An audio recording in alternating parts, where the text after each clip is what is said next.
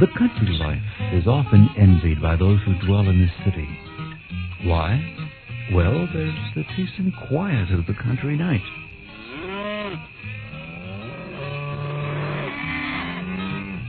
For Walt and Emma Towns of Haynes Mill, Arkansas, it's a calm that's rarely ever broken by a stranger's visit.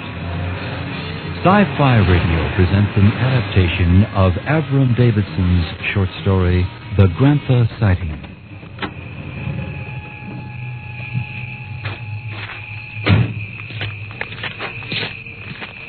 Where do you want to set up and do the taping, Long Tom? Just get the gear together. We'll play it by ear. Hello there, Emma. Walt. Hello, Joe. Good to see you, Mr. Trowbridge. Emma and Walt Towns, this is Mary Anderson. She's with me on the Unexplained Aerial Phenomena Coordinating Committee. Oh, how nice. Pleased to meet you, Mrs. Towns. Mr. Towns. Our friends just call us Walt and Emma. And this is Mr. Tom Newble. Just call me Long Tom, folks. Oh, you're the radio man. Well.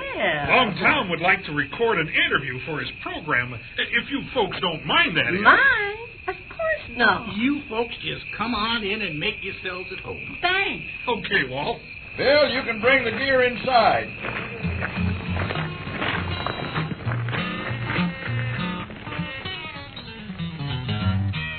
Now, we've got coffee and tea, we've got home-baked bread and preserves, and there's sandwiches. And there's some of my special watermelon wine. You just help yourselves.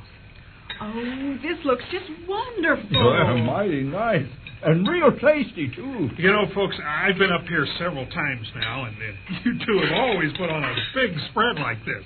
We talked about it on the way up here and agreed that you've been more than accommodating. So we decided that the committee would pay for these refreshments. Yes, it's the least we can do. Oh, no, we don't want that. We wouldn't think of it. Please, we really want Now, to. you heard Walt. We won't even consider it. Y'all just go on and eat, and let's say no more about it. Joe tells me you folks wouldn't take any payment for newspaper stories or photographs either. Oh, no, sir. We just want to be a help, if we can. Tom, we're all set up here now. Emma, Walt, are you folks ready? Yeah, we sure are. All right. Hello out there on the party line. This is Long Tom Newble coming to you from Haynes Mill, Arkansas. I'm out here with Walt and Emma Towns, two folks who've had one of the strangest experiences of anyone in these parts. But before you hear from Walt and Emma, there are some other folks out here who represent the Unexplained Aerial Phenomena Coordinating Committee. Joe Trowbridge was the first person to talk to Walt and Emma after their encounter.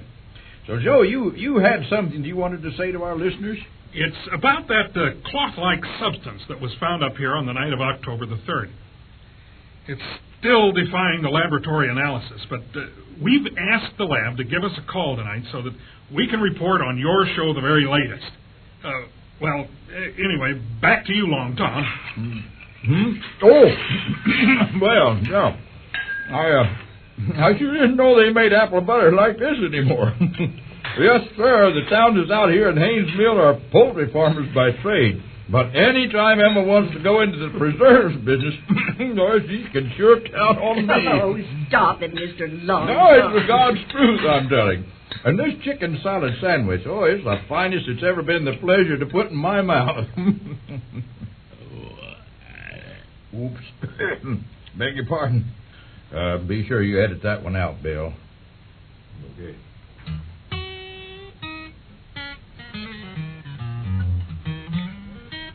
How is it that good country folk like Walt and Emma Towns find themselves at the center of so much attention? Well, it happened in the evening on October 3rd, a day that passed like every other day in the lonesome Arkansas countryside. Emma scattered corn for the chickens as Walt milked the cow. The pigs were slopped. There was time to do some cleaning, and of course the eggs were collected, candled, and packed. And no one came to visit. Yes, October 3rd was a day like any other day, until just about dark.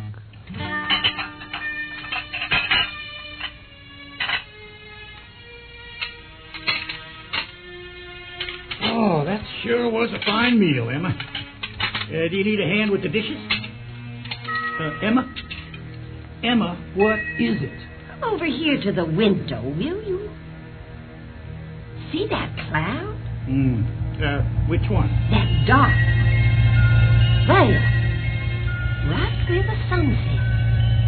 Oh, yeah. What about it? Whoa, there's something very funny about that cloud. It looks just like a cloud to me. No, there's colors inside. And they keep changing. And it's moving this way. There. Did you see it? I think it's coming right down in our yard. Emma, that ain't no cloud.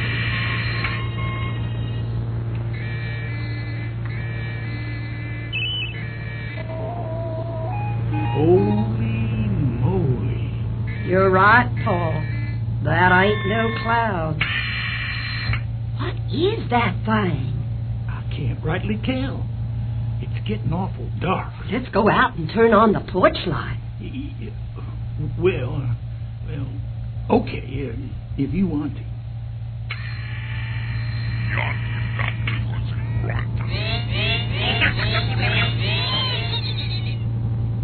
I think we scared them. You're right. Let's go down and see what they want.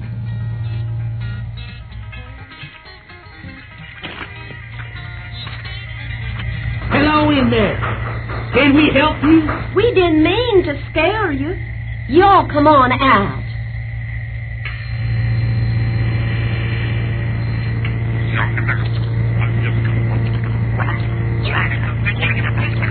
It's alive, Paul. Just look at that. That's the strangest looking couple I've seen in a long time. Look at that baby. And what about those clothes they're wearing?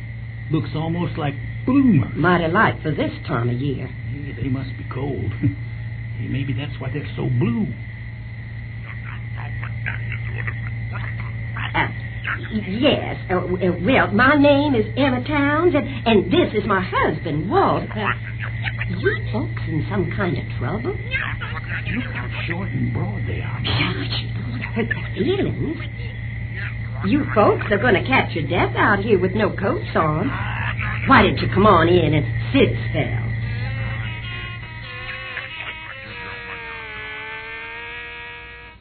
Now, isn't it nicer in here? Oh, what a sweet baby. Looks kind of like its father to me. Now, Walt. What's she trying to say? Why, she's holding something out to you, Ma. Of course. She's trying to tell us that she wants to warm up the baby's bottle. Why, sure you can, dear. Come on out back here to the kitchen with me. We don't get many visitors around here, mister. Could I get you something? How about a glass of watermelon wine? Yeah, okay. No? Well, just what can I do for you? I wish I knew what you was trying to say. Oh, I see. It's that thing you were driving. That rattle did sound pretty bad. Well, come on. Let's go take a look at it.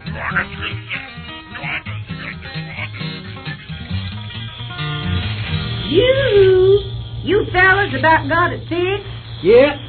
Just a loose, whatchamacallit on the thingamabob.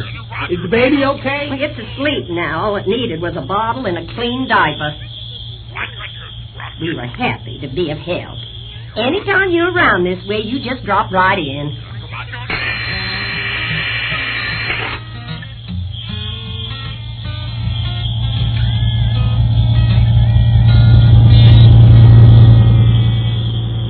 My jerry-rig on that thingamabob could use a finer tune. Sure was nice having someone to visit with. Heaven only knows how long it will be before anyone else comes this way.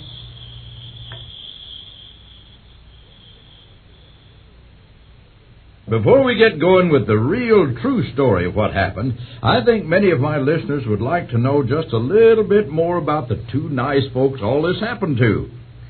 Now, Emma Towns here is about as sweet and hospitable a lady as you could ever want to meet. And if I do say so myself, a mighty fine cook to boot. And Walt, well, he's got a real sense of humor, don't you, Walt? Well, I guess so. Well, from what Joe tells me, you really tried to put him on when he first came out here to talk to you. Oh, that. Yeah, well, I was just having a little fun. Joe says you were a real card. Joe, why don't you step up here and tell us what old Walt tried to pull on a serious UFO investigator like yourself? Well, it was just a couple of hours after the sighting.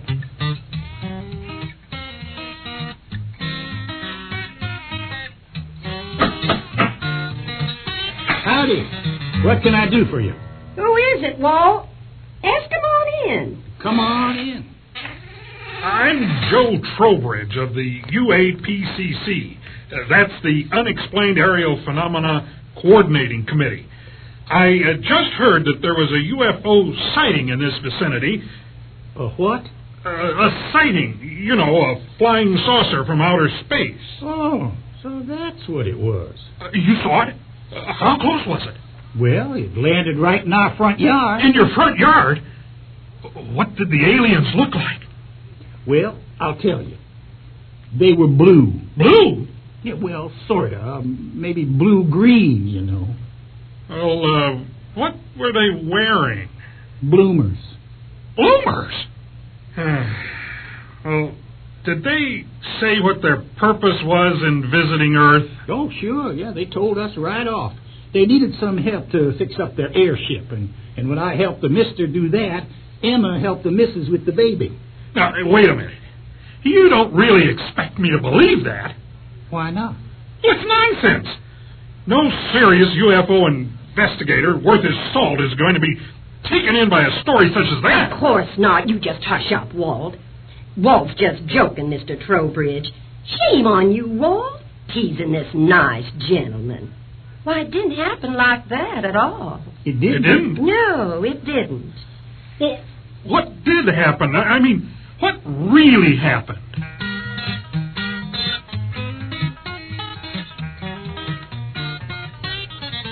Well, Walt, I've got to give you credit keeping your sense of humor at a time like that.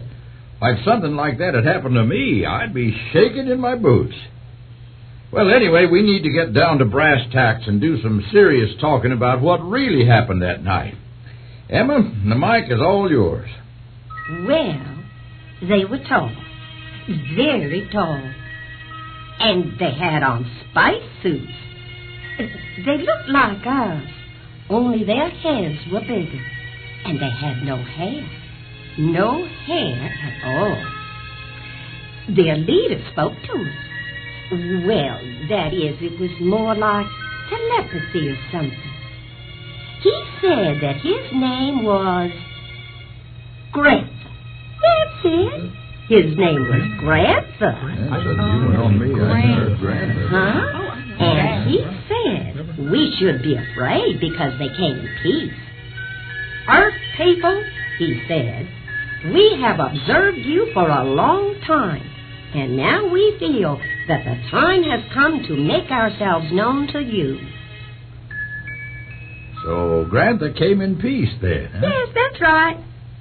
Won't you have another piece of homemade bread, Mr. Longtongue? Well, I might just do that, yes.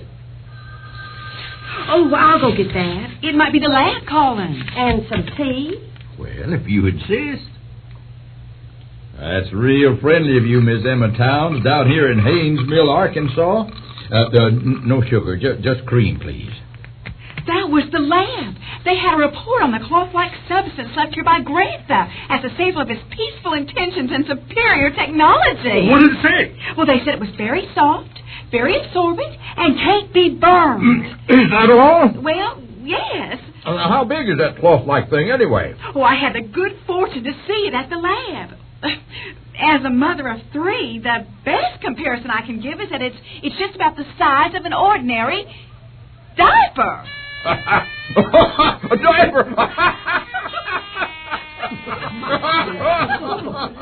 diaper?